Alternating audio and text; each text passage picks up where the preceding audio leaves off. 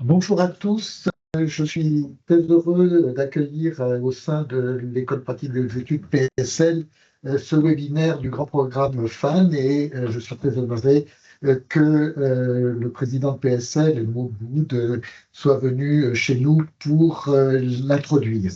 Nous sommes naturellement très impliqués dans ce grand programme. Il est vraiment mené par un grand nombre de nos enseignants-chercheurs et qui implique beaucoup de nos thématiques de recherche. Et je voudrais à cet égard remercier particulièrement Vincent Elchinger, Vincent Contouma, Andreas Stauder, qui ont vraiment joué un rôle moteur dans ce montage de ce grand programme. Ces grands programmes de recherche sont évidemment une occasion pour l'ensemble des établissements composants de PSL de travailler ensemble et il est très important donc, que dans ces grands programmes, nous trouvions notre place, nos thématiques trouvent notre place et je crois vraiment que pour ce qui concerne Fabrique de l'Antique, c'est au cœur même de nos travaux et de nos recherches et donc encore une fois, je trouve très bien que ce webinaire se tienne ici et je suis encore une fois très reconnaissant à vous d'être venu l'introduire. Je laisse la parole.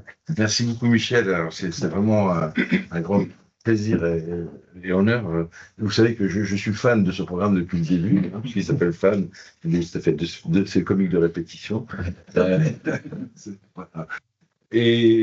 Bon, ce qu'a dit Michel est très important parce que ces grands programmes de recherche de l'université PSL sont des éléments structurants de la construction de PSL. On n'a pas besoin de fusionner pour construire une université. On met en place des programmes qui associent et qui sont portés par les vrais acteurs de l'université. Voilà, les chercheurs, les enseignants-chercheurs, les étudiants, bien sûr, et les personnels dans leur ensemble. C'est comme ça qu'on construit. Et donc, ces grands programmes sont extrêmement structurants. J'ai souhaité qu'il y ait un séminaire pour faire connaître au plus grand nombre de nos communautés ces grands programmes. Celui-ci va être extrêmement attractif, j'en suis certain. On poursuit ce qu'on a commencé à faire en 2025. Et 9 rendez-vous vous seront proposés entre mars et décembre 2026.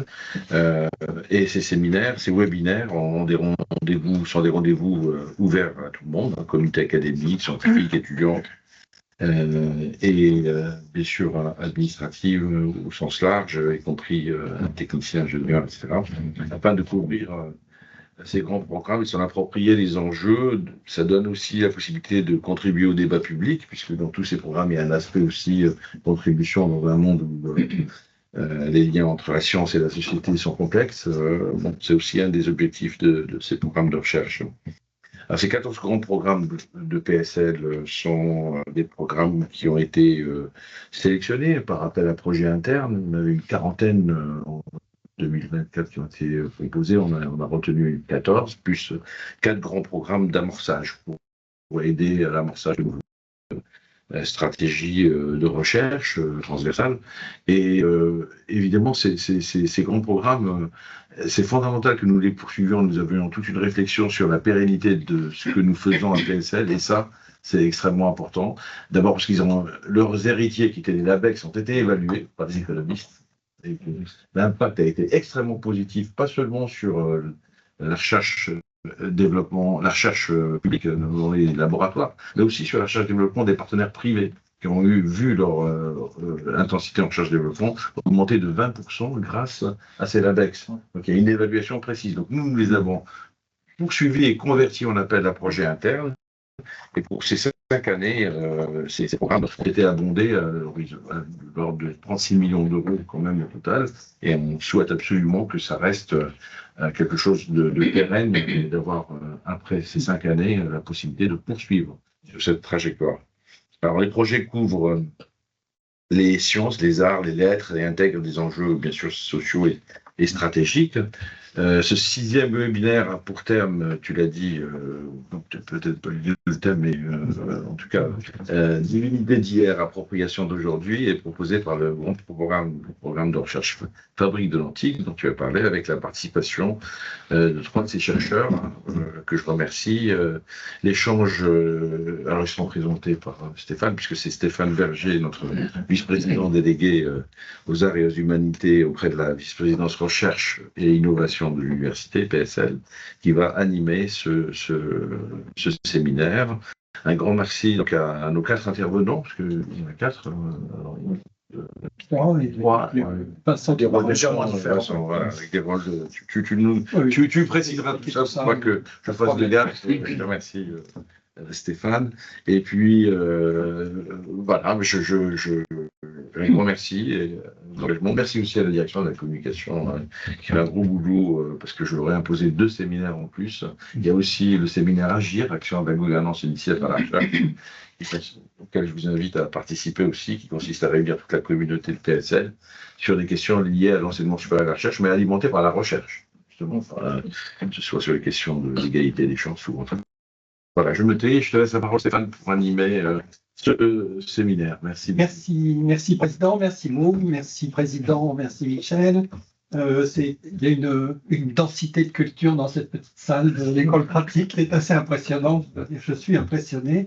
Et aussi parce qu'il y a les directions de la communication de PSL et de l'école pratique des hautes études qui sont ici, qui font un travail formidable. Donc je les remercie également de l'organisation parfaite de l'événement. Alors, donc c'est la deuxième fois qu'on présente les grands programmes qui sont dans le périmètre des humanités, le PSN. On avait fait une première présentation sur les 3 programmes qui sont Fabrique de l'Antique, Faire collection, sur la construction des collections, en particulier des collections pédagogiques, et puis Culture Lab, qui est la question des humanités numériques, de l'intelligence artificielle associée aux humanités, etc. Et Vincent Elchinger, tu avais présenté le programme Fabrique de l'Antique déjà l'an dernier, voilà. Et donc avec également Vassa Kontuma qui est ici et Andreas Stauder, qui sont nos 2 collègues qui portent avec toi le programme. Peut-être tu peux nous dire où est-ce que vous en êtes depuis l'an dernier. Tu rappelles un peu les objectifs généraux du programme et puis l'actualité. Très bien. Eh bien, le grand programme de recherche, les fabriques de l'Antique, comme son nom l'indique, en fait, ne porte pas seulement sur l'Antiquité méditerranéenne, l'Antiquité gréco-latine, mais une ambition vraiment de décentration, d'une certaine manière de décentrement, non seulement au niveau aréal, c'est-à-dire qu'il ne s'agit pas seulement de cette antiquité-là, mais de toutes les antiquités, et surtout, en fait, s'intéresse non pas à ces objets comme tels, mais à la construction de l'antiquité, à la construction de la norme du classique, à la construction du primordial, à travers un certain nombre d'axes. Le premier étant la construction du temps, où nous travaillons étroitement avec l'Observatoire, notamment, avec des historiens des sciences notamment. Il y a un deuxième axe dont il sera plus largement question aujourd'hui, qui porte, lui, sur la représentation en fait, de l'Antique et ses réinterprétations diverses à différents moments de l'histoire, et toute société, toute ère culturelle confondue. Et enfin, un troisième axe qui porte plus sur les langues et sur les écritures comme vecteurs, justement, de la construction du monde. Voilà. Merci beaucoup. Donc, vos activités ont avancé beaucoup depuis l'an dernier. Il y a des programmes qui ont commencé, des contrats postdoctoraux également qui sont prévus. Donc, nous avons effectivement élu un certain nombre de doctorantes en l'occurrence, 2 doctorantes. Nous avons eu aussi un concours très relevé de contrats postdoctoraux, en fait. Et puis, nous commençons en fait la planification, la configuration en fait d'une année 2026 qui va être extrêmement riche en événements. Le premier d'entre eux interviendra très très rapidement, c'est le 18 mars, donc c'est la semaine prochaine. Il s'agit du premier cycle de Distinguished Lectures du grand programme de recherche PSL, les fabriques de l'Antique, et il porte le titre général de l'Inde au carrefour des imaginaires, perspectives comparées. Ce séminaire, ces Distinguished Lectures, comme leur titre générique l'indique, se tiendront plutôt en anglais, avec 2 autres prestigieux. D'un côté, John Barenboim, qui vient de Cambridge et qui est un médiéviste, qui s'intéresse beaucoup à la philosophie, mais qui désormais s'intéresse beaucoup aussi aux représentations, notamment de l'islam et de l'Inde au Moyen-Âge latin chrétien. Et Leonard van der Kolk, qui nous vient de Harvard et qui est tibétologue. Et ces 2 lectures, ces 2 conférences, communications, seront suivies d'une très riche table ronde qui réunira plusieurs d'entre nous. Merci beaucoup, Vincent. Alors, donc, nous pouvons introduire le thème d'aujourd'hui, qui est un thème très particulier. Il y a deux. Pour la journée du 18 mars, évidemment, les auditeurs du webinaire sont bien entendu invités à s'inscrire en ligne. Nous attendons, c'est ouvert au public. D'ailleurs, le programme Fabrique de l'Antique est aussi destiné vraiment à permettre à un public assez large de s'initier à ces questionnements. Alors, quelques éléments sur d'autres événements à venir. Vous verrez qu'il y a, alors destiné à des plus jeunes, des mastérants et des doctorants, nous avons deux écoles, deux saisons, on va dire, une Spring School qui aura lieu de façon imminente à Oxford, en accord avec la Maison française d'Oxford. Et là, évidemment, le concours a déjà eu lieu, les jeunes sont sélectionnés. Et une deuxième Autumn School qui aura lieu à Argos et à Athènes en octobre. Vous voyez les dates ici. Le concours n'est pas encore ouvert. Nous travaillons à préparer cette école qui se fera aussi sur des sites. Donc là, il y aura vraiment travailler en équipe avec des jeunes chercheurs sur les sites sur le thème de refonder la ville, Argos et Athènes au regard de l'archéologie. Voilà, donc le concours n'est pas encore ouvert, mais ce sera fait bientôt. Nous avons aussi d'autres événements ouverts également au public. Donc je laisse Andreas Stauder les présenter. Je n'en pointe que quelques-uns. Le 17 septembre, notre distinguished lecturer Stephen Houston, qui est un mayaniste vraiment éminent, et qui parlera des ancêtres, en particulier des figures d'ancêtres dynastiques sur le seuil entre temps mythique et temps historique. Et immédiatement dans les 2 jours qui suivent, ce colloque à vos tablettes de Memphis à Babylone et à l'école en Égypte et en Orient. Un mot sur les tablettes anciennes et modernes, mais justement l'école c'est important pour nous parce que c'est là qu'ont été constituées une bonne partie des corpus sur lesquels on travaille, donc c'est important pour nos constructions de l'antique comme condition de possibilité élémentaire, mais en même temps ces écoles, qui sont aussi des universités anciennes, antiques, sont des lieux où les standards écrits et linguistiques s'élaboraient, où la littérature du passé se cultivait déjà à l'époque, où les constructions antiques de l'antique se construisaient justement. Et nous sommes par un 3e niveau de jeu miroir. Et en réalité, c'était une contrainte logistique, mais tant mieux, ça se passe à l'école du Louvre. Sinon, peut-être pour le colloque, la colonisation du passé, Vincent, c'est toi qui as été à l'œuvre. Voilà, donc la colonisation du passé est un colloque qui se tiendra sur 2 jours et qui engagera en fait toute la communauté fan, idéalement, puisqu'un appel va être lancé imminemment, et qui porte en fait plutôt sur des questions de concurrence mémorielle, en fait. Voilà. Alors, pour ça, ils sont ouverts, ces colloques? Tout est ouvert. Alors, les colloques sont ouverts. Nous avons aussi un séminaire itinérant. Là, c'est le 3e séminaire qui est organisé. Vous verrez, donc par Valentina Weflarski, qu'on écoutera tout de suite. Mais il faut aller sur le site de Fabrique de l'Antique, site PSL évidemment, et là, on a toutes les informations. Peut-être à propos d'ouverture, un dernier point. Vous notez qu'il y a le musée du Quai Branly et qu'il y a le musée du Louvre. Ça, c'est un élément essentiel de FAN. On a des partenariats institutionnels avec les musées, c'est une chose, mais comme il s'agit de construction de l'antique, eh bien les musées sont un des lieux où ces constructions se font. Donc c'est non seulement pour nous la possibilité d'une médiation scientifique, mais c'est aussi un objet d'étude. Comment les antiquités se construisent dans les musées, comment se sont-elles construites différemment au XIXe siècle. Voilà. Donc c'est central.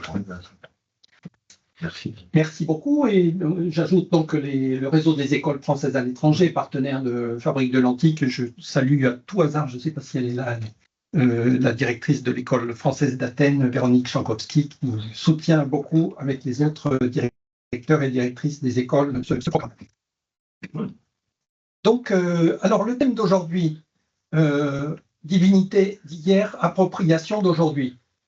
Donc, on a tous vu des réutilisations de divinités anciennes, dans le dessinée, dans le cinéma, même dans les rites. Moi, je me souviens, j'ai travaillé sur un site celtique en Bourgogne, à Bibrac, et il y avait une association de druides qui refaisaient des rites druidiques ou des rites pseudo-druidiques. Donc, c'est ce thème assez particulier qui va être abordé aujourd'hui avec 3 collègues qui sont aussi assez particuliers, je dois dire, parce qu'ils sont à la fois, ils font une recherche extrêmement sérieuse, sur des choses qui, comme souvent à l'école pratique et à PSL, semblent périphériques, mais c'est toute cette tendance de l'anthropologie, de la sociologie, de l'histoire, à partir des années 1980, Foucault, Carlo Ginzburg en Italie, etc., qui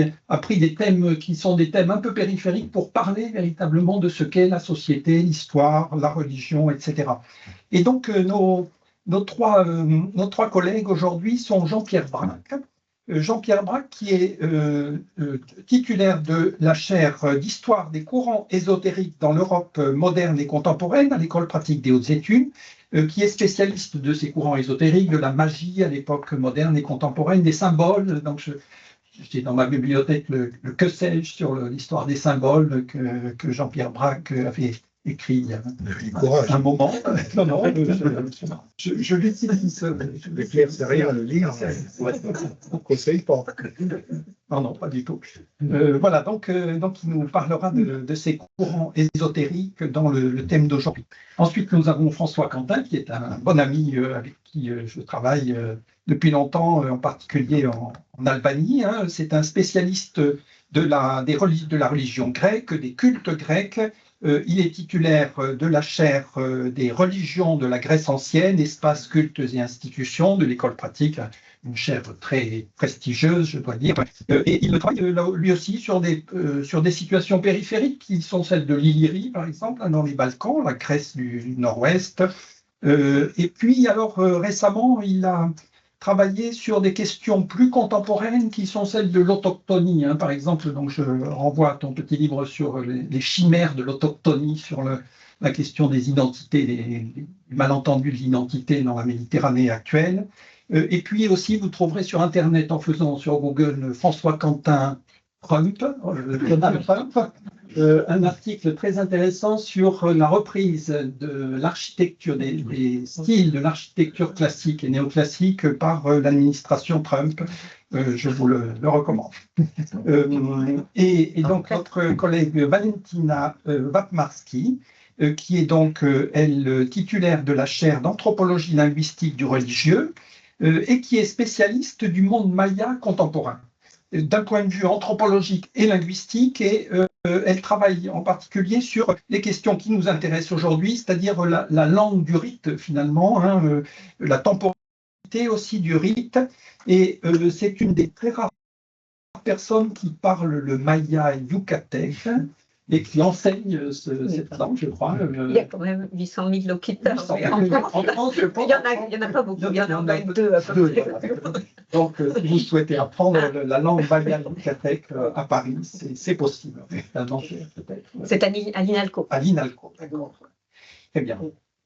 Voilà, donc avec vous, nous allons parler de ce thème des divinités. Alors, je vais vous poser une question très simple. De quoi parle-t-on exactement? Quelles sont les religions anciennes qui sont concernées par cette réappropriation actuelle, contemporaine? Et est-ce que c'est une manifestation anecdotique, disons, qui reste de l'ordre du pittoresque, ou bien est-ce que c'est quelque chose de consistant et qui a, d'un point de vue historique et d'un point de vue aussi sociologique, une réalité solide? Donc, François Quentin, peut-être. Oui, pour commencer, mais d'abord, il s'agit de ce qu'on pourrait appeler des néopolythéismes. C'est le point de vue que nous souhaitons nous avoir dans ce groupe. C'est pas un point de vue de surplomb sur ces activités, d'un surplomb académique qui autoriserait un discours discernant ce qui est bien, ce qui n'est pas bien, ce qui est conforme ou ce qui n'est pas conforme. C'est vraiment observer ce qui se passe aujourd'hui, observer ces associations culturelles qui se développent, qui se réunissent, que ce soit dans des appartements privés, dans des villas à la campagne ou dans des fermes un petit peu à l'écart, ou bien au cœur de sites archéologiques. Et ça nous intéresse beaucoup parce que c'est une animation rituelle de sites qui, la plupart du temps d'ailleurs, n'ont strictement rien de religieux. Et ce sont des gens, à l'origine, bien sûr, pour l'archéologue. Voilà, là, il y a une concurrence de discours hein, qui serait peut-être intéressante dans ton colloque, Vincent Futur. Et ce sont des gens qui s'adressent à Zeus, à Artémis, à Odin, aux grandes divinités. Donc, il y a vraiment quelque chose qui est de l'ordre d'un nouveau polythéisme. Alors au niveau des chiffres, j'ai essayé de me renseigner sur les effectifs.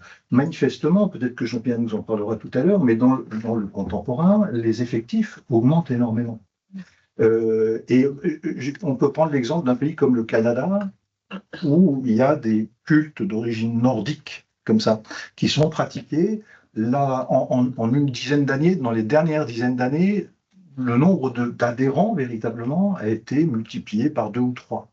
C'est quelque chose de tout à fait considérable.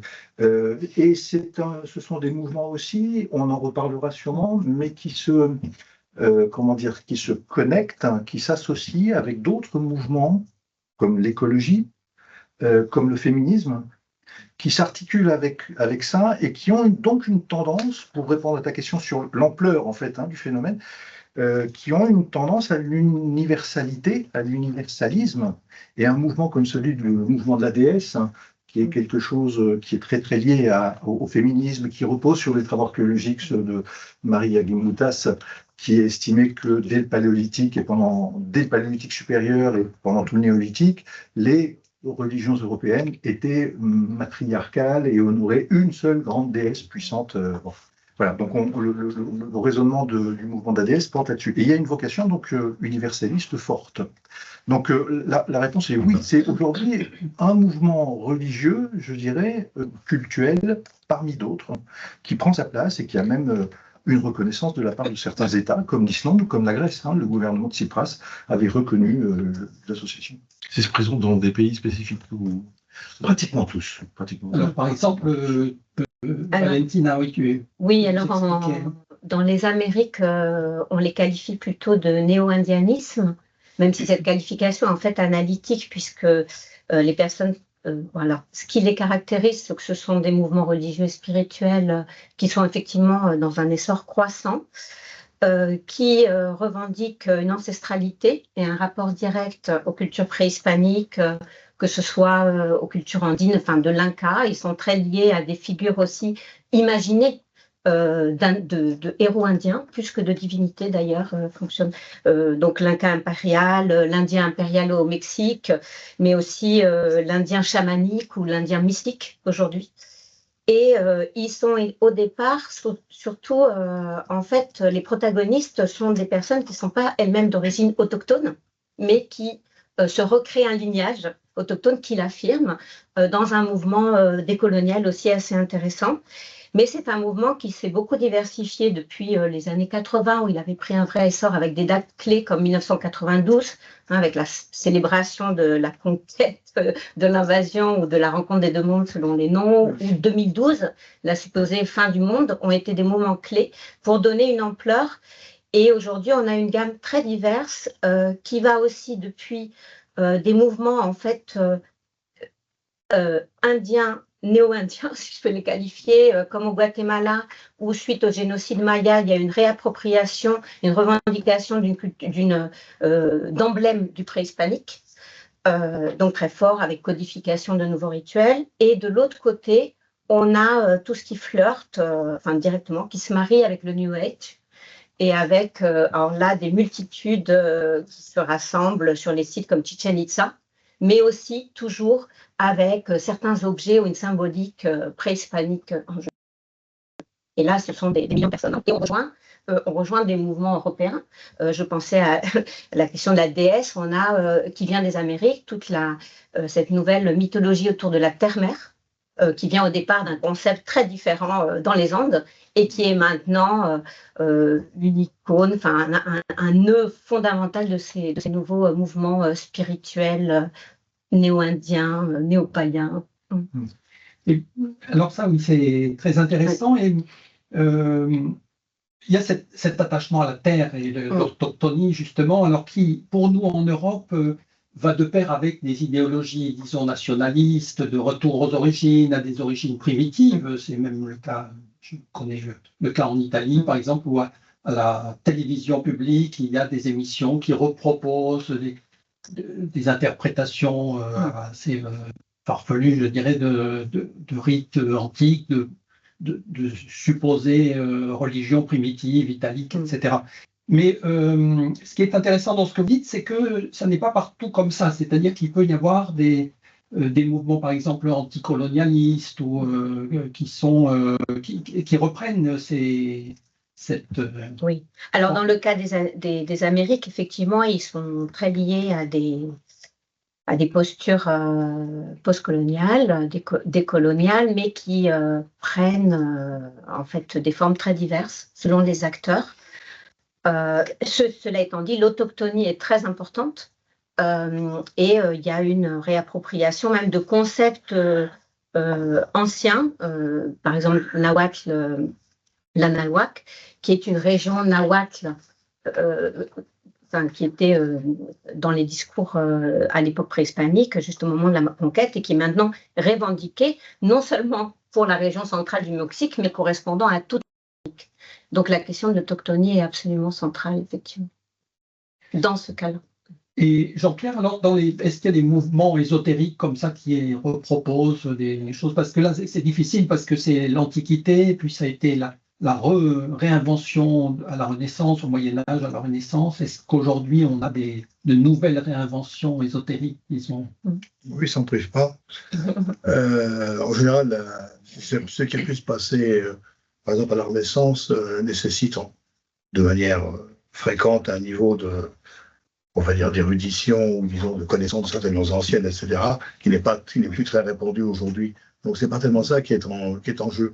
Mais pour autant qu'on puisse le dire, étant donné l'aspect extrêmement varié et non homogène des groupes, des groupements ou des micro-milieux, très souvent néo-païens aujourd'hui, en général, il y a deux tendances fondamentales. Une tendance qui est influencée par le monde anglo-saxon, et alors là, sauf exception, car il y en a bien entendu, les trois composantes fondamentales, c'est des traditions souvent complètement imaginaires, anciennes entre guillemets, donc religion de la nature, religion sur la base des synepsis de Margaret Murray par exemple, dont tout le monde sait qu'anthropologiquement parlant, ça ne tient absolument plus. Depuis 1926 qu'on le sait, on pourrait peut-être en tenir compte. Mais bon, ça a encore une certaine prégnance dans les milieux d'aujourd'hui. La deuxième composante, c'est un occultisme magique qui vient en particulier donc anglo-saxon du 19e siècle, avec la Golden Dawn et des choses de ce genre. Et la troisième composante, c'est la maçonnerie. Mais il y a aussi des tas de groupes qui recusent complètement cette approche-là, qui ne veulent rien avoir à faire avec l'occultisme, que la magie n'intéresse pas. Et même au sein de la Wicca, par exemple, qui est de loin le groupe le plus connu dans ce créneau-là, où il y a au moins 9 ou 10 tendances différentes, il y a des groupes Wiccans qui, comment dirais-je, font de la magie cérémonielle, se livrent à des pratiques occultistes toute la journée, si je puis dire, et d'autres qui ne veulent absolument pas en entendre parler, et qui disent on n'a rien à faire avec ça, nous c'est une religion de la nature, c'est une religion ancienne. Alors évidemment, toutes les précautions sont là, mais ils ne vont absolument rien avoir avec ces fariboles occultistes, nous ne sommes pas des magiciens. Et puis il y a un deuxième groupe, si on peut dire, mais là aussi, c'est pas un groupe, c'est une nébuleuse de tendances qui, au contraire, qu'en particulier est très répandu en Italie et dans certains pays d'Europe centrale, qui alors veut un retour à la religion romaine, pré-chrétienne. Alors il mélange tout naturellement, religion chrétienne, religion romaine, pardon, de toutes les époques, pythagorisme, qui est pas très bien, enfin, bon, bref. Non pas qu'il n'ait pas existé un pythagorisme romain, on le sait bien, mais enfin, c'est du 1er siècle de notre ère, c'est quand même pas non plus. Donc, ça ne les gêne pas en général. Et donc là les influences anglo-saxonnes sont largement minorées, voire inexistantes. Et ce qu'on veut, ce qu'ils cherchent, c'est un retour, y compris naturellement un retour rituel, pas purement abstrait et théorique. Un retour rituel avec des pratiques calendaires, des pratiques réinstituées à un calendrier civil et un calendrier privé qui dictent par les rites et le rythme auquel il faut les pratiquer, etc. etc. C'est donc deux tendances tout à fait différentes. Une tendance marquée par, on va dire, les anglo-saxons, bon, qu'est-ce que ça veut dire les anglo-saxons, et les New Age, bien entendu, aussi. Et puis une tendance néo-païenne qui récuse souvent les perspectives, disons, anglo-saxonnes, qui récusent. Alors, pas toujours la maçonnerie. La maçonnerie peut très bien faire partie Parce qu'en Italie, ça se complique très souvent de composantes droitières et nationalistes qui sont aisément perceptibles quand elles ne sont pas explicitement données. Mais enfin, ça se partage assez bien selon les groupes, évidemment. Il y en a une affinité, dont certains groupes 15 personnes. Le groupe des Dioscures, par exemple, qui est la suite d'un mouvement qui a été assez connu en Italie des années 20 et 30, le mouvement dit du groupe de Our. Ce groupe, à l'heure actuelle, compte 15 personnes.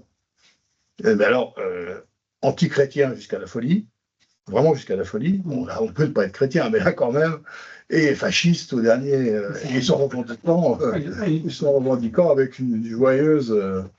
c'est tout à fait leur créneau et ils ne s'en cachent pas. Donc, merci beaucoup. Donc, déjà, on voit l'originalité de votre approche, qui est une approche qui ne prend pas des grandes généralités sur ces mouvements qui sont très variés. Et donc, c'est une approche à la fois d'anthropologie religieuse. Vraiment, vous appliquez les méthodes qui sont celles de la grande section des sciences religieuses de l'école pratique des hautes études et d'autres établissements de PSL. Hein. Vous appliquez à ces mouvements ce qu'il y a de mieux dans l'anthropologie religieuse, dans l'histoire des religions, dans l'archéologie des cultes, etc. Et donc, c'est peut-être ça qui fait votre originalité dans le programme Fabrique de l'Antique, hein, c'est revenir sur les pratiques. Quelles sont les pratiques de ces mouvements, comme si vous étudiez une religion antique, finalement, mais une religion antique réinventée aujourd'hui. C'est d'ailleurs... ça a toujours été comme ça, il n'y a pas d'intention. Alors, oui, peut-être. Oui, un mot sur les aspects telluriques et sur les aspects d'autochtonie que tu évoquais tout à l'heure. C'est vrai que c'est un aspect qui est bien traité par la bibliographie et par Stéphane François en particulier, le rapport entre les extrémismes politiques et puis les néopaganismes européens. Donc c'est quelque chose qui est très intéressant et très important. Hein. Yoann Chapoutot en a parlé aussi du lien avec un beau chapitre sur le nazisme et l'Antiquité. Bon, c'était vraiment un grand livre et qui, je pense, a troublé beaucoup les antiquisants. C'est des choses qu'on savait, mais ça nous bouscule quand même. Hein. Faut pas le nier. Et donc tout ça est relativement bien traité. Et puis il faut bien reconnaître aussi que l'autochtonie, c'est la mise en place d'un mythe. Hein. C'est un récit mythique sur la réalité de naissance. Il n'y a pas de naissance du sol des individus. Donc, nous, ce qui nous intéresse, effectivement, il faut dire aussi, tu as raison, il y a une sorte de fascination. Observer des rituels que nous travaillons en bibliothèque ou sur des sites archéologiques, dont nous essayons de reconstituer les circulations, les habitudes et aussi la pensée spatiale. Hein, comment on anime un site cultuel par le rite. De voir ces manifestations, d'observer comme l'a fait récemment ma collègue Francesca Prescendi à Nemi, dans le sanctuaire de Diane, posé sur un autel, un petit livre, et dont elle va nous parler lors du colloque de novembre. Ça, c'est quand même tout à fait intéressant. Il y a véritablement un discours relativement authentique qui, j'ai l'impression, commence à s'émanciper de la sphère politique et des extrémismes. Il y a un discours. Alors, ça ne veut pas dire qu'il n'est pas identitaire non plus. On y reviendra sans doute. Mais oui, ce qui nous intéresse, nous, c'est véritablement l'expérimentation, aurait dit Marcel Detienne, l'expérimentation dans le champ des polythéistes, dans le champ du polythéisme. Et on n'en est pas si loin que ça, si on veut bien faire un petit peu preuve décloisonner un peu nos disciplines. Quand Gunnel Ekrot, par exemple, en Suède, reconstitue avec ses collègues un foyer, fait brûler des masses animales de viande pour voir comment le foyer évolue, combien de quantité de bois il faut utiliser pour brûler complètement l'animal ou d'autres éléments. On n'est pas loin de ça, de cette expérimentation. Donc il y a quelque chose, oui, qui nous intéresse dans l'observation de ces nouvelles animations rituelles de sites, sans aucun doute. Alors, oui, Valentina, tu peux nous montrer oui, des choses. On peut peut-être regarder un peu, du point de vue de l'anthropologue linguiste que je suis, évidemment, il y a d'abord l'ethnographie de ces pratiques qui nous déstabilise parce que nous sommes habitués à travailler avec les populations autochtones qui ont leur propre ritualité. Et là, on se trouve face à des personnes qui se revendiquent comme les vrais autochtones, alors que leurs ritualités sont finalement assez divergentes des autres. Donc, et là, j'ai montré le livre un peu fondateur de ces études par Jacques Galinier et Antoinette Molinier, que je recommande absolument à tout le monde, qui vraiment c'est la vraie étude qui a pris au sérieux ce phénomène d'un point de vue ethnographique et anthropologique. Donc ici, on voit des personnes se revendiquant du mouvement de la Mexicanidad sur la place centrale de Mexico, le Zócalo, hein, où on a la cathédrale, le Templo Mayor, qui est un site archéologique fondamental, et le palais présidentiel. Donc, à l'intersection de ce triangle de pouvoir, en fait, on a cette personne qui est de l'aigle blanc, un guerrier qui fait un culte solaire dans un nahuatl semi-classique et avec une panoplie qui mélange en fait des aspects du Mexique ancien, mais aussi d'Amérique du Nord. Donc, c'est des mélanges très hybrides, en fait. À côté, on a une cure express. Voilà, dans la rue, en quelques minutes, vous vous faites enlever tous vos agents pathogènes, alors que ces cures, en général, durent longtemps, une demi-heure, beaucoup plus complexe. On peut continuer peut-être faire un petit... oui. Ici, alors là, ce sont des scénographies dignes des meilleurs péplums hollywoodien, voilà, de programme, où on a c'est l'Inti Raymi, donc un culte solaire dans la région du Cusco, dans les Andes, qui était très travaillé par Antoinette Molinier, avec la figure de l'Inca impérial, qui est une figure complètement construite durant le XIXe siècle, et ce sont des scénographies énormes, mais qui sont plus que des reconstitutions spectaculaires pour les touristes, puisqu'il y a aussi beaucoup de demandes des communautés autour, des leaders, aussi des mouvements autochtones qui assistent avec une vraie ferveur rituelle. Hein, et de façon intéressante, elles partent de Cusco, la place centrale coloniale, pour aboutir sur ce site sacré de Sacsayhuaman. Donc toujours les liens avec les sites archéologiques, et la personne qui incarne le prêtre, là, est un professeur à l'université de Cusco, qui a passé tous les concours pour pouvoir être là. Alors ici, on a des rituels aux États-Unis, de la mouvance aussi néo-indienne, mais de la Mexicanidad plus spécifique. Et c'est intéressant que les Chicanos, en fait, donc les Mexicains migrants aux États-Unis, même ceux qui ne sont pas d'origine autochtone, retrouvent des solidarités unies, se recréent une identité liée avec le territoire ample là, lié aussi au mythe d'Aztlán, qui est le mythe d'origine, du lieu d'origine des Mexicains, qui est au nord. Donc c'est une façon pour eux de dire aussi au gouvernement états-unien, nous sommes d'ici, ce territoire est nôtre, et ils se retrouvent avec des Indiens d'Amérique du Nord. Et j'ai je vais aller plus vite sur les autres, bon ça c'est les mouvements plus le New Age, de captation d'énergie solaire à Chichen Itza, qui regroupe des masses à des moments clés du calendrier. Alors, vous parliez des calendriers, c'est très important aussi sur les cultures mésoaméricaines. Bon, les calendriers aztèques et mayas sont remis au goût du jour, réinterprétés, adaptés à nos calendriers, voilà, pour ces cérémonies qu'ils guident. Et voilà. Et ce qui est intéressant, c'est pareil, c'est des mouvements très diversifiés, mais il y a une sorte d'œcuménisme tolérant parfois dans des fêtes de l'équinoxe, là, où vous avez des mouvements très différents qui se juxtaposent aux mêmes endroits, avec ceux du nord, là, qui arrivent au sud Maya, des Aztèques, des mouvements qui sont plus néo-spirituels. Ici, on a une conque Maya soufflée à côté d'un calumet de la paix qui a vraiment pas grand-chose à faire en Mésoamérique, mais qui est là, un insigne. Et en bas, on a un Khmen, qui est un spécialiste rituel beaucoup plus traditionnel, en fait, qui œuvre encore dans les rituels agricoles chez les Mayas, mais qui est ici dans une cérémonie pour des Occidentaux, qui toujours capte l'énergie. Ce qui est intéressant peut-être dans ces mouvements, c'est des mouvements où le nouveau public captent plus qu'ils ne donnent par rapport aux religions traditionnelles où il y a toujours cette nécessité de faire des offrandes, de donner soi-même. Ce qu'on retrouve dans les danseurs, la danse est un don de soi, mais alors par contre tous ces publics ces positions avec les mains qui viennent capter en fait cette énergie préhispanique.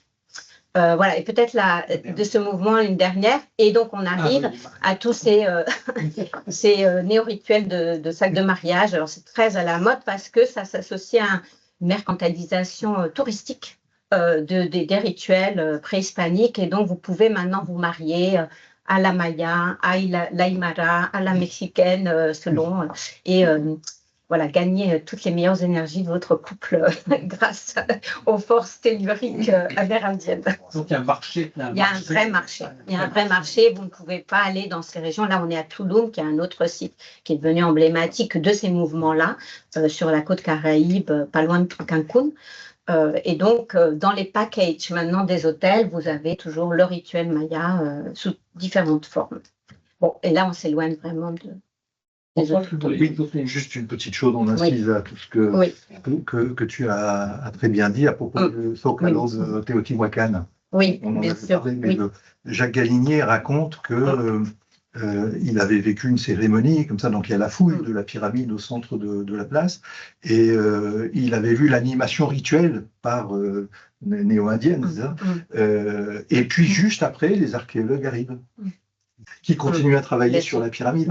Et donc, c'est deux façons de réagir face à l'inhumation des vestiges du passé, par une sorte de réanimation factice ou authentique, en tous les cas souvent sincère, et puis une approche scientifique, mais qui, comme je disais tout à l'heure, parfois emprunte ses chemins et ses méthodes à des... Mais on se demande quel est peut-être on peut demander à Jean-Pierre, quel est le niveau de connaissance de ces mouvements, de la réalité et des réalités anciennes. Est-ce qu'ils lisent, par exemple, est-ce qu'ils lisent vos travaux, est-ce qu'ils lisent les travaux des anthropologues, des archéologues, par exemple? Est-ce que vous savez ça? Non, c'est très variable. C'est très variable. Il y en a qui se donnent vraiment de la peine. Et il y a eu, en particulier dans le milieu anglo-saxon, il y a eu dans les années 90 et puis début des années 2000, et ça s'est beaucoup calmé maintenant pour des raisons économiques. Il y a eu tout un travail d'édition qui a été fait par des chercheurs qui, en général, n'étaient pas des universitaires, mais qui, pour certains, travaillaient pas mal, d'exhumation de textes, de manuscrits, de publications de textes occultistes, ésotériques, de rituels, de diverses choses, pour justement... mais ça reste quand même marginal, la plupart que je sache, parce que je pensais bien que je ne les connais pas tous, heureusement pour moi, la plupart n'ont pas vraiment un accès suffisant ni aux langues ni au matériel culturel mais enfin, chez ceux que la tradition, ce qu'ils considèrent comme étant la tradition, préoccupe, c'est un facteur qui n'est pas forcément prédominant, mais qui existe. Et puis il y a ceux que la tradition ne préoccupe absolument pas et qui, par conséquent, n'ont que faire de ce... Mais par exemple, Benoît de l'Étoile, au séminaire de lancement de FAN, nous avait montré ces petits musées où les communautés conservaient des... Est-ce qu'il y a ça pour les cultes? Est-ce que des bibliothèques ou des... Alors, la dynamique des petits musées locaux est assez différente. Oui. Ceci dit, elle est liée aussi à un autre mouvement très fort, c'est l'injonction actuelle des États dans les politiques multiculturelles et du patrimoine qui est faite aux populations autochtones de prouver leur indianité. Donc, un Indien avec une casquette et un jean, ça ne marche pas trop pour avoir des droits. Et donc, ils sont finalement un peu obligés aujourd'hui de reporter des plumes pour avoir des droits territoriaux, des droits politiques, des droits scolaires. Donc ça a aussi contribué, si vous voulez, à réunir des mouvements néo-indiens qui étaient plutôt issus de fantasmes de descendants d'occidentaux, de missionnaires espagnols, allemands, qui se recréent des lignages ancestraux avec le préhispanique, à des préoccupations amérindiennes pour exister aussi en tant que telles. Mais je voulais parler des bibliothèques. Il y a aussi des best-sellers Il y a des best-sellers de vulgarisation souvent complètement, enfin décriés par les académiques, mais qui servent de bible en fait, de référence. Au Mexique, il y a Antonio Velasco Piña qui a écrit différents ouvrages, dont un roman, Regina, où Regina doit faire un culte solaire pour incorporer des forces telluriques, enfin des forces préhispaniques. Et à partir de là, il a à peu près une vingtaine de livres qui recomposent en fait la mexicanité et sur lesquels ses descendants peuvent se fonder avec des choses très précises, cosmologiques, rituelles. On a aussi chez les Mayas José Arguelles qui a fait, de point de vue académique, beaucoup de mal à la connaissance des Mayas, mais qui a, notamment sur les calendriers, la fin du monde en 2012. En fait, tous ces mythes sont souvent partis par des livres que nous lisons peu, que nous devrions peut-être lire davantage pour discuter mieux, mais qui sont importants et qui remplacent en fait nos travaux. Mais en même temps, ils grappillent de tout, hein, je peux dire. Et il y a beaucoup, par exemple, de reproduction d'objets archéologiques, parfois en carton-pâte, en petites pierres. Donc les fouilles archéologiques servent beaucoup, et les musées. Et les musiques, les instruments de musique aussi, les instruments de musique préhispaniques ont aussi été réintroduits dans ces mouvements, en particulier au Mexique dans les années 30, pour ces danseurs-là. Il y a vraiment quelqu'un qui a dit, maintenant, vous allez vous habiller en aztèque et on va reprendre les vieux instruments de musique, le combo. D'ailleurs, c'est intéressant parce que maintenant, il y a une archéologie très sérieuse aussi des musiques, du son, des paysages sonores, etc. Donc, ça devient très intriqué. Tout ça, c'est très difficile à... Donc, il faut vraiment faire attention à ce qu'on lit, finalement, ou à ce qu'on voit. Et François, lui... Pour le monde ancien et le monde grec en particulier, on observe la même chose avec des manuels d'hellénisme. Hein, c'est l'hellénismos, ça devient l'hellénité devient synonyme de religion, de restauration de la religion grecque. Et ces manuels existent, voilà, ils donnent des petites recettes à qui il faut s'adresser dans tel type de difficulté. Ça ressemble parfois au culte, un culte trivial des saints, au fond, dans le monde catholique. Et trivial. Alors, une doctorante, Néphélis Karlatos, qui travaille à Athènes, à l'école française d'Athènes, qui est accueillie là-bas, travaille sur ces groupes-là en Grèce et en Italie. Et elle montre, enfin, en discutant avec elle, on observe qu'il y a des bibliothèques dans ces lieux, qui sont souvent des appartements privés. Il y a des bibliothèques avec l'information disponible, en tout cas, la disponibilité existe de cette bonne information, et que un certain nombre des gens, des leaders de ces groupes-là, ont de bonnes lectures aussi. Mais j'ajoute une chose, alors, bonne lecture, je vais peut-être regretter l'expression. Mais il y a aussi une chose, c'est que nous n'avons pas toujours été exemplaires du côté académique. C'est-à-dire que la Terre-Mère, le mythe de la Terre-Mère est un mythe né dans l'université européenne. Et donc, comment en vouloir, simplement parce que ce sont des ouvrages un petit peu anciens, à ceux qui aujourd'hui lisent ces livres, qui ont eu une sorte d'héritage dans le monde contemporain. Nous avons aussi, dans le monde académique, pensé à un moment que, voilà, nous avons aussi pensé que les paléolithiques supérieurs étaient des chamans. Hein. Bon. Donc, il faut aussi savoir. Certains collègues pensent que mais pour revenir, ce qui est important pour nous, c'est évidemment pas de poser de jugement de valeur sur ce qu'on observe, c'est d'observer comme des pratiques avec effectivement des visions parfois très contrastées, même conflictuelles. Et pour la Terre-Mère, par exemple, si vous allez voir des Andins dans des petits villages perdus des Andes et dans un grand rituel de l'Itéjaïni, vous allez avoir des discours différents. Et a fortiori, si le concept est exporté ensuite en Mésoamérique, où la Terre a une valeur très très différente. Juste, d'un point de vue méthodologique, il y a un consensus entre vous aujourd'hui c'est juste pour comparer un peu les méthodes et différentes approches scientifiques. Et ça m'intéresse beaucoup de savoir si à un moment on arrive à un consensus. Alors nous commençons à travailler ensemble, on le saura peut-être. Pas seulement entre vous, mais dans la communauté. je te dis. Non, mais il y a Donc la réponse est non. Il n'y a pas que les économistes, ils sont divergents. Oui, je ne dirais pas qu'il y a des courants théoriques très différents donc, qui abordent ces phénomènes, mais il y a des focalisations différentes. On peut les prendre plutôt par l'aspect politique ou par l'aspect d'anthropologie pragmatique de ce qui se passe, ou par l'histoire. Donc c'est plutôt des versants, voilà, plutôt des perspectives qui sont différentes plus que des points de vue théoriques, disons, analytiques, pour l'instant. Et d'après vous, pardon, Non.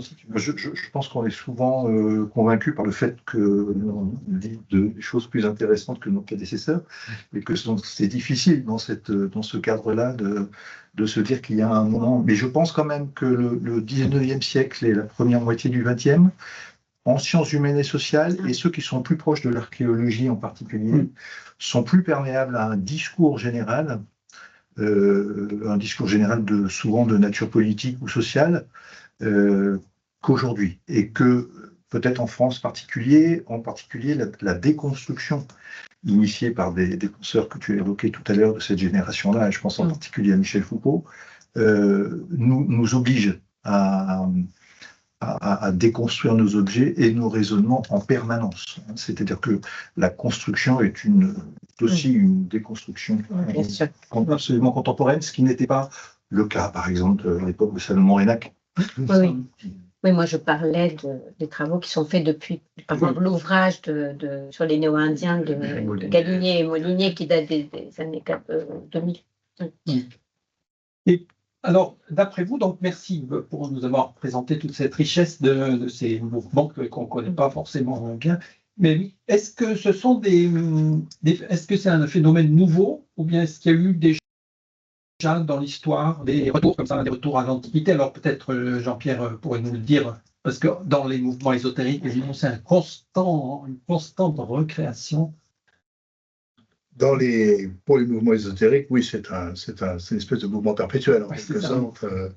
Maintenant, la prise de distance vis-à-vis des religions ou des confessions plus ou moins instituées, elle est quand même relativement récente en Occident. Et naturellement, tant qu'elle n'avait pas lieu, elle pouvait difficilement laisser la place à des volontés explicites de retour au paganisme. Parce que naturellement, ça ne serait pas bien passé. Alors, il y a quelques cas, malgré tout, anciens, bien connus, comme Platon, bien entendu, au XVe siècle, ou Pomponius Laetus à Rome, disons, également au XVe siècle, puisque c'est un contemporain exact de Ficin. C'est d'ailleurs assez mal terminé. Mais donc, ce sont des cas extrêmement rares, parce que le contexte sociopolitique, on va dire, ne le permet pas.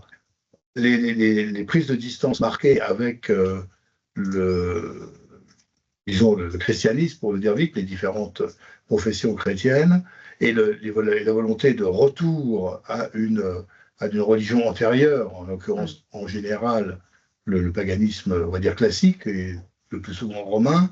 L'une des premières manifestations à la fin du XVIIIe, c'est quand tu souviens du célèbre par Nerval, et Saffré ici, et qui non seulement qui ne se contentait pas de prôner un retour à l'antique, mais qui voulait naturellement une élimination du christianisme et un retour au rituel, à une religion, là encore, ritualisée au quotidien, aussi bien au niveau individuel que collectif. Mais naturellement, le contexte, c'est celui de la Révolution, puisque la Tréicie date de 1799, c'est déjà même un peu tard.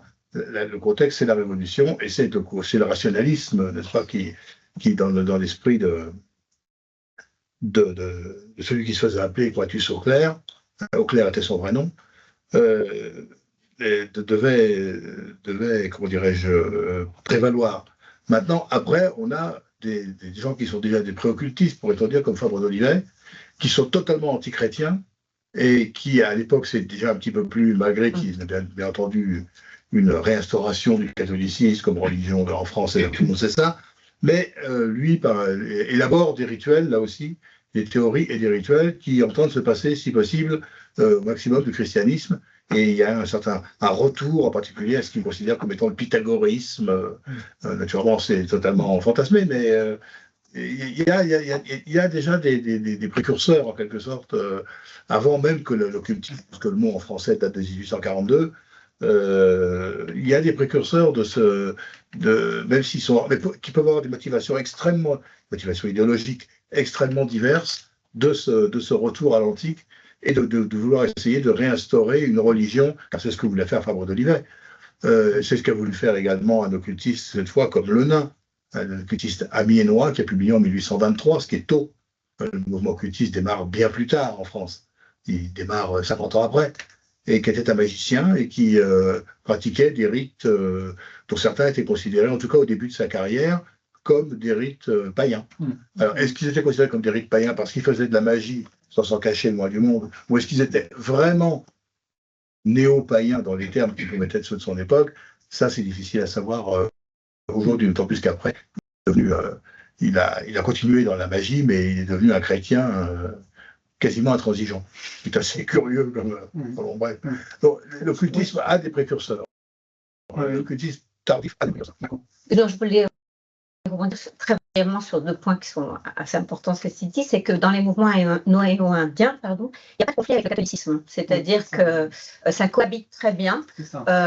Les populations, surtout mésoaméricaines et andiques, ont vraiment indigénéisé le catholicisme, ses saints, de façon assez polythéiste. Et donc, voilà, ça cohabite et il n'y a pas de... Par contre, il y a des mouvements assez anticléricaux par rapport à la mission évangélisatrice catholique, mais qui réinvente de nouvelles hiérarchies religieuses, en fait, constituées. Par rapport à la question, en Mésoamérique au moins, je pense que ces mouvements, on les retrouverait à l'époque préhispanique, beaucoup plus qu'à l'époque coloniale, puisque, en tout cas, chez les Mayas, la question de la légitimation de toute autorité politique et religieuse passe toujours par des figures ancestrales, par des réinstaurations de temps anciens, et je renvoie j'invite plutôt les auditeurs à aller écouter Stephen Houston qui parlera de ça en septembre dans sa conférence. Donc c'est plutôt des mouvements qui est assez différents, mais où la question du lien à des cultures antérieures est fondamentale dans la construction du politico-religieux. Moi, simplement ajouter qu'on a, dans la suite de ce que vous disiez, cherché des figures concurrentes à celles du Jésus des évangiles. Et très tôt, au XVIe, XVIIe, c'est le Apollonios d'Otiane qui faisait lui aussi des miracles, un ouvrage du IIIe siècle de Philostrate, et on a cherché évidemment à banaliser Jésus par Apollonios de Thiane et faire entrer ces figures un peu religieuses, majeures sans doute, mais aussi puissantes, dans une seule et même catégorie, qui permettait de niveler un petit peu l'originalité chrétienne qu'elle revendiquait. Une chose dont il faut se souvenir, c'est qu'au XIXe siècle, jusqu'à très tard dans le XIXe siècle, l'utilisation, en quelque sorte, de perspectives ou de matériaux empruntés à l'islam est inexistante. L'islam est considéré comme une invention postérieure, un mélange de judaïsme et de christianisme. Autant on pioche dans le judaïsme la Kabbale ou pseudo-Kabbale, etc., autant les emprunts à l'islam sont inexistants jusqu'à une période vraiment très tardive, tout à fait la fin du 19e. Ça, c'est une composante qui, aujourd'hui, est très présente, mais qui, à l'époque, ne l'était pas du tout. Merci. Alors, peut-être qu'il y a des questions, pas encore, d'accord, mais peut-être les présidents ont des questions à poser. Michel, vous y avez fait allusion, mais les implications politiques de ces nouveaux cultes, est-ce que vous pouvez en dire quelques mots? Alors, je prends l'exemple grec, grâce à Néphélis Karlatos qui nous a renseigné là-dessus. Il y a une tentative de quitter. C'est un mouvement qui était au par Tsipras lui-même. Donc, c'est pas un mouvement qui a été figé dans son état actuel par un gouvernement conservateur, mais plutôt un gouvernement progressiste. Et donc, ce mouvement-là est composé de plusieurs obédiences politiques et il y a des luttes internes. Mais ISE, globalement, qui s'associe à cette grande association nationale néo-païenne ou des nouveaux cultes polythéistes, souhaite se sortir de ce débat-là, et je pense à juste titre, hein, sortir de ça. Et donc, moi, ce que j'observe, c'est quand même une prise de distance par rapport à ces fondamentalismes. Mais le politique et religieux, d'ailleurs. Hein. Mais c'est vrai que le nom même hein, de cette association, ISE, c'est en français Conseil suprême des élèves nationaux, ethnikos. Donc, c'est quand même assez réservé, disons, à ceux qui ont un passeport ou une carte d'identité grecque, qui, jusqu'à il n'y a pas si longtemps, portait la mention aussi de l'orthodoxie. Donc là, il y a vraiment une lutte, hein, on voit bien une lutte entre les deux courants religieux. Et ça, c'est quelque chose, je pense, qui est le caractère antichrétien, qui est vraiment à la racine et commun à beaucoup de ces mouvements. Là, en l'occurrence, c'est l'orthodoxie.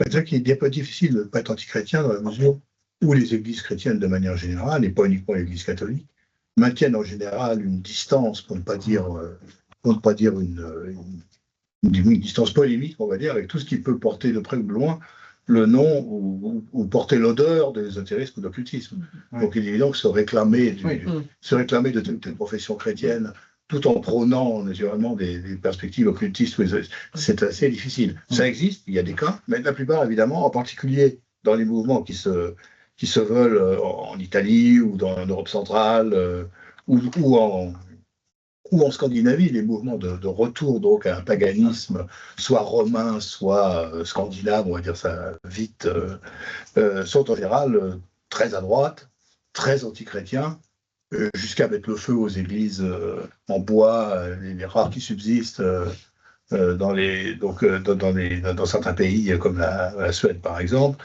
Voilà, c'est quand même assez marqué, très identitaire et très. Mais c'est très artificiel de parler de filiation anglo-saxonne, de filiation, bien entendu. Mais dans ceux qui se réclament plutôt des tendances, on va dire, de provenance, ou du matériau culturel de provenance anglo-saxonne, alors là, c'est beaucoup plus ouvert. Là, il y a tout ce qu'on veut, de la droite conservatrice à la gauche féministe, deep ecology, là c'est open bar. Là, oui, la gauche écologie. Oui, tout à fait. Oui. Très bien, alors on va demander... Une première question, voilà, y a-t-il des mouvements de ce type en France? De quel type?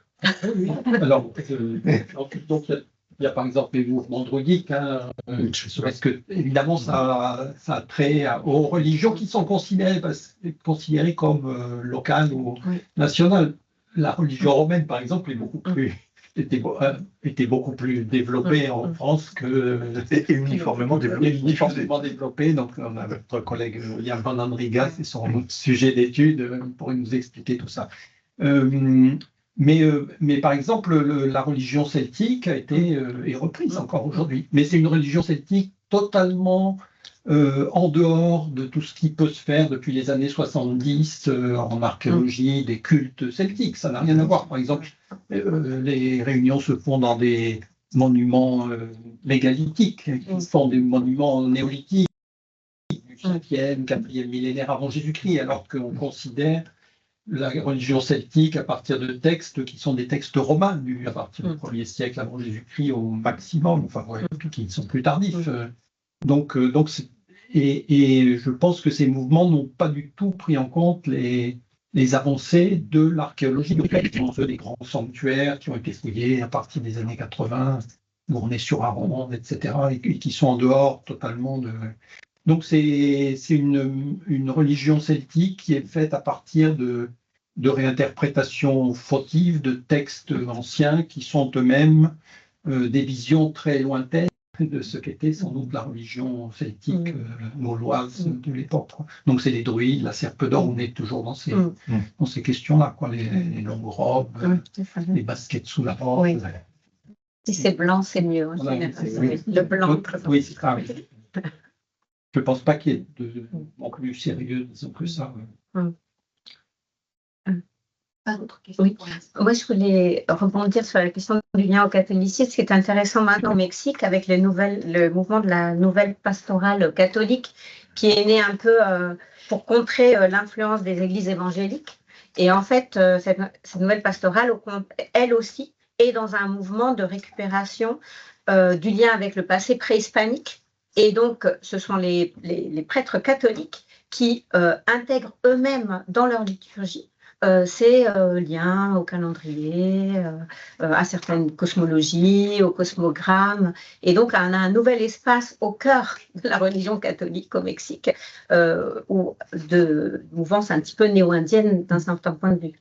Donc, c'est tout ce qu'ils avaient éradiqué pendant 500 ans. Voilà, et de retour pour attirer les fidèles. J'ajoute juste une petite chose à propos des aspects politiques, sociaux et puis plus globaux ou mondiaux. Nous avons une collègue, Aneska Kazierska, qui traite en séminaire en ce moment même tous ces aspects-là. Elle participera bien sûr à la journée de novembre, qui sera plutôt une journée d'études. Mais à l'école pratique, il y a des séminaires, ceux d'Aneska en particulier, où on peut trouver des informations sur ces sujets. Merci beaucoup. Écoutez, donc, c'était... Oui, la question. Je voulais savoir si les autres monothéismes sont considérés de la même manière que... Oui, voilà, c'est un peu la question. Ou bien ce qu'il y a vraiment une focalisation antique, spécifique. Ça dépend un peu. Est-ce que les autres sont plus ouverts vis-à-vis?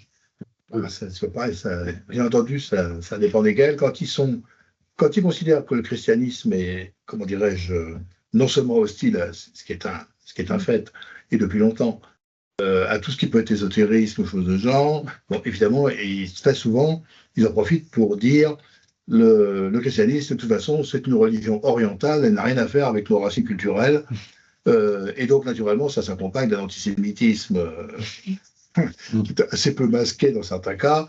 Donc, l'islam, sauf cas particulier, part dans le même sac. Et donc, de ce point de vue-là, il y a peu d'affection, mais dans le cas de mouvements qui se structurent et qui se typifient eux-mêmes dans cette perspective-là. Ceux qui n'ont pas cet antichristianisme, ou du moins qui ne le combinent pas à de l'antisémitisme systématique, ça peut très bien, comment dirais-je... Enfin, il faut connaître aussi que c'est assez difficile. Il y a un islam New Age aujourd'hui, indiscutablement. Il y a un judaïsme New Age. Il y a des yeshivot kabbalistiques qui admettent aujourd'hui non seulement les femmes, mais les non-juifs, encore mieux. Ce qui était impensable il y a 20 ou 30 ans, et qui mettent en œuvre un judaïsme dont moi, on peut dire qu'il est largement revu par le New Age. Et de telles associations concernant l'islam, naturellement, elles ne sont pas considérées par les instances officielles du culte islamique dans tel ou tel pays comme des choses ayant la moindre validité. Mais de telles associations existent. Il existe des tourouks islamiques où il n'est pas nécessaire d'être musulman. Cherchez l'erreur. Mais bon, ça existe. Mais le problème, c'est que tout existe. Donc, vous voyez, c'est ça, c'est vraiment open bar de manière... Chacun fait en fonction de ses présupposés idéologiques, partant du principe, la plupart du temps, selon une idéologie qui est très très répandue depuis la fin des années 70, que de toute façon, si c'est bon pour vous, ça va. Et donc, y compris l'utilisation de matériaux qui sont par exemple des matériaux imaginaires, ou des matériaux romancés, ou des matériaux qui viennent de BD, ou de jeux vidéo, et qui sont récupérés exactement comme si c'était des matériaux anciens, historiques, authentiques. Et là, tout le monde sait qu'ils ne sont pas. Très entière sur l'ésotérisme de Lovecraft. Et tout le monde sait que Lovecraft était un rationaliste qui n'avait aucun intérêt pour ce genre de spéculation. Mais non seulement on parle de l'ésotérisme de Lovecraft, qui n'existe pas, et on récupère des entités Lovecraftiennes comme si c'était des entités existant effectivement, Lovecraftiennes et bien d'autres, pour des pratiques rituelles. Des pratiques, pas seulement vous voyez, à titre plus ou moins abstrait, pour des pratiques rituelles. L'ordinateur peut devenir un objet magique, dans la mesure où l'astral cher magicien est assimilé à l'espace virtuel de l'ordinateur. Et l'IA aussi, peut-être. Ça va venir. Bon, au moins avec l'IA, ils seront peut-être un petit peu plus, ou un petit peu moins, enfin, comment on veut. Mais donc, tout est possible dans la mesure où, si c'est bon pour vous, ça marche. Donc, si vous aimez, ça va. Si vous n'aimez pas, ça va. C'est comme critère scientifique, c'est assez court, mais... Très bien, merci beaucoup. pour cette introduction très passionnante à ce thème qui va vous intéresser pendant plusieurs années maintenant dans le cadre du programme de l'axe 2 du programme Fabrique de l'Antique. Vous pourriez nous dire quels sont les prochains rendez-vous, les séminaires, vous en avez déjà cité, mais enfin, de dire un peu plus précisément, Valentina, oui. Alors, on va avoir déjà, dans le cadre des séminaires itinérants, un séminaire le 29 mai, dans le cadre de mon cycle de séminaire, au matin, qui réunira, en fait, où il y aura des interventions de deux jeunes chercheurs, Romain Denimal et Mathieu Pica, qui travaillent sur ces mouvements, le mouvement de la spiritualité maya au Guatemala, plus autochtone donc, et les mouvements un peu plus proches du mélange de néo-indien et New Age au Mexique, toujours dans les populations mayas, et qui interviendront, et nous aurons le grand plaisir d'avoir Jacques Galinier comme discutant. Donc, ce sera un grand honneur. Donc, j'invite ceux qui sont intéressés à venir, à m'écrire pour s'inscrire. C'est mieux si je le sais à l'avance, mais voilà, c'est ouvert. Et puis ensuite, nous allons avoir une journée d'études en novembre. Je te laisse la parole. 4 ou 5 novembre, nous nous apprêtons à envoyer le résumé, disons, l'argumentaire scientifique, et que nous allons diffuser d'abord dans la sphère SPA, puis ensuite ailleurs, pour faire le point. Mais avec cette entrée particulière que tu évoquais tout à l'heure, le point sur les savoirs, quels sont les savoirs qui sont mobilisés par les acteurs de ces néopolythéismes, et puis quels sont les scénarios, les procédures rituelles. Oui. Comment se passe l'animation rituelle, comme si l'objet était un objet objectif, scientifique traditionnel. Il ne l'est pas pour nous, parce que c'est du contemporain et on peut l'observer. Mais ça reste fascinant quand même. Et pour moi, il est très habitué. Donc c'est aussi ce regard un peu croisé que nous cherchons dans l'archéologie. Et dans le séminaire de mai, en revanche, ce seront deux anthropologues qui travaillent vraiment avec un regard ethnographique sur ces questions. Et patrimonial aussi. Mathieu Pica est en postdoc actuellement au musée du Quai Branly. Et Romain Denimal vient de déposer une thèse sur les lieux sacrés au Guatemala, puisque le lien au lieu sacré, cette nouvelle catégorie très instrumentale dans ce cas, est fondamentale, qui sont souvent des lieux archéologiques, bien sûr. Très bien, merci beaucoup. Pour ce premier webinaire de la série de l'année. Alors, on peut rappeler quelle sera la prochaine séance, Monsieur le Président. Deux mots, c'est pas de la conclusion du tout, mais pour dire comment ça illustre la vitalité des humanités de PSL, ce que vous venez de nous apprendre, parce que pour moi ça a été très fécond. Et je voulais aussi, bien sûr, proposer de faire un cours du soir. Nous avons lancé les cours du soir de PSL. Ça marche super bien dans tous les domaines. La chance de PSL, c'est d'avoir l'ensemble des disciplines. Donc, on a organisé ces cours du soir qui marchent très très bien. Ça sera dans une catacombe le soir. Justement. Quelques rituels, non, mais en pratique. Je vais en parler avec les équipes là. Je viendrai vers vous animer ça. Voilà. On va voir qui on est vu comme l'Inca impérial. Non, juste pour vous remercier, merci Michel pour ton accueil ici. Moi, je suis toujours un peu impressionné de venir dans cette maison remarquable. Les porteurs du grand programme Fabrique de l'Antique, maison comment ça se connaît, non, ce que Vincent Etchinger, mais comme vous voulez. J'ai un livre de nom et c'est grave. Je vous ai écouté un jour. Bon, vous l'avez vu un jour à l'académie. Andreas Tauder. Voilà. Merci beaucoup, directeur et directrice d'études à l'école pratique d'études, ESL. Et intervenants, Jean-Pierre, François Quentin et Valentina Vapnarski. Et je suis très heureux d'avoir appris quelque chose avec vous et merci infiniment. Stéphane, bien sûr, camarade sur ces sujets-là et sur d'autres d'ailleurs. Merci beaucoup. Et puis, je voulais juste vous dire qu'il y aura un webinaire le 16 avril à 12h15 sur le thème de la dégradation des microplastiques. des objets qui peuvent intéresser. Avec des chercheurs. Il y a des tas de choses que se dégrader serait pas plus mal. Avec des chercheurs du grand programme Metasoft Mater, qui est la chimie. Merci beaucoup et merci. Je voulais remercier aussi la direction de la communication et la direction de la recherche, et aussi l'équipe de l'OCH. Voilà, et à très bientôt. Merci à vous. Merci.